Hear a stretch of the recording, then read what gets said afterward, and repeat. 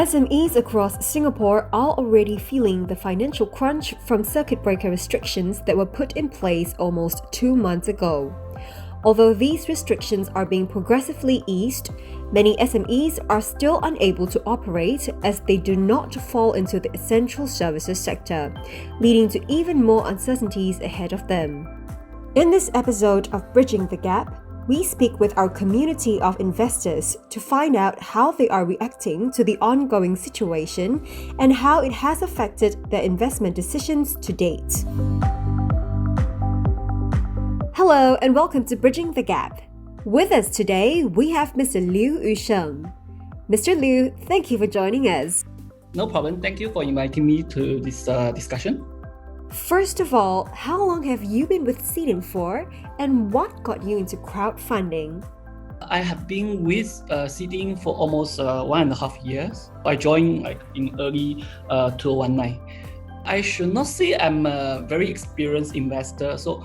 However, I believe in one thing, which is do not put all the eggs into one basket. Before 2019, I already have some fixed deposit, bonds, and a little bit of stock in SGX. Early 2019, I did some assessment to various investment tools, which is crowdfunding, and I also did something with robo-advisor. And finally, I decided to join crowdfunding, and I chose SeedIn to run as my crowdfunding platform. How has the current coronavirus situation affected your investment decisions? Overall, I'm still an optimistic guy.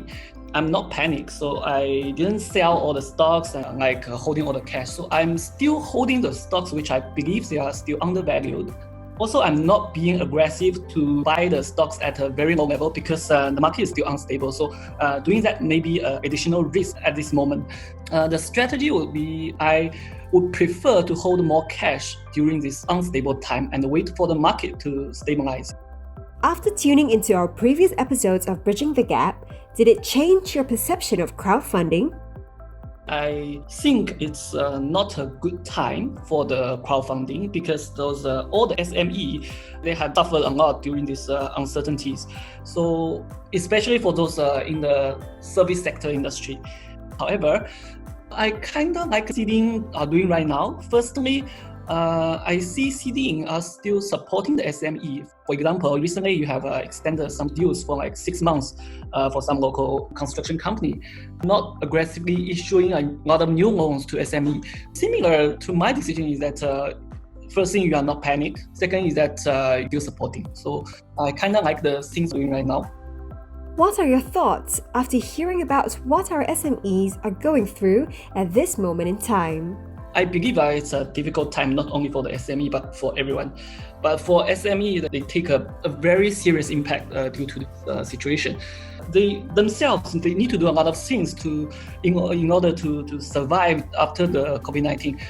We have a strong support from the government. We have support from all the banks. They are issuing very low interest loans to the SME. Meanwhile, we also see the platforms, societies like SeedIn and other financial groups are providing adequate support to the SMEs. I think it's a bad time, but if they are doing properly, I still believe that most of them can overcome this tough period. How willing do you think you are when it comes to helping our good local SMEs? I would say most of the Singaporeans would say yes to this question because we are all in Singapore and we benefit from the economic growth for the entire country. So I should say yes, I would do as much as I can.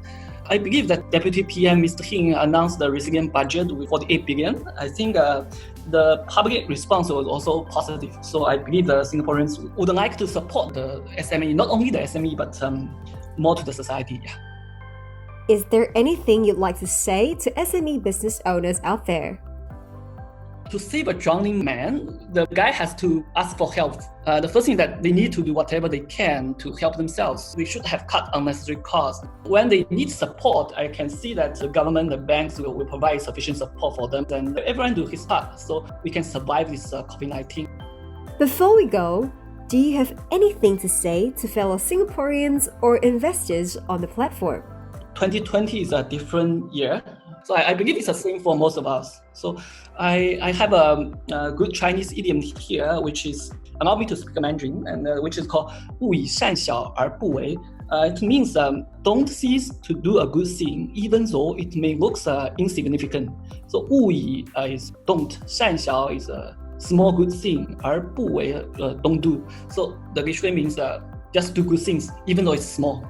So as a Singaporean, I just say that we all benefit from the country's economy growth, so that we can enjoy the luxury overseas trips. We can enjoy like a spa. We can go on holidays, and we can go on luxury restaurants. So we enjoy this because of the country's economic growth. So helping the SME, helping the local industry, is not only helping others, it's everyone's life. It's helping you and me, helping ourselves to overcome this. So I believe that the Singaporean will provide enough support, and we will get out of this. Thank you so much for your time, Mr. Liu, and for sharing with us your views on this current situation. So far in this series, we hope that we've been able to bridge the gap between our SMEs and investors, in terms of understanding what each party is going through and how they are viewing this situation. It has been a challenging past couple of months for all our local businesses, but with the strong support of our local community, we believe that we can tie through this challenging phase and emerge stronger as one united people. Before we go, we'd like to invite you to take part in our poll located in our blog.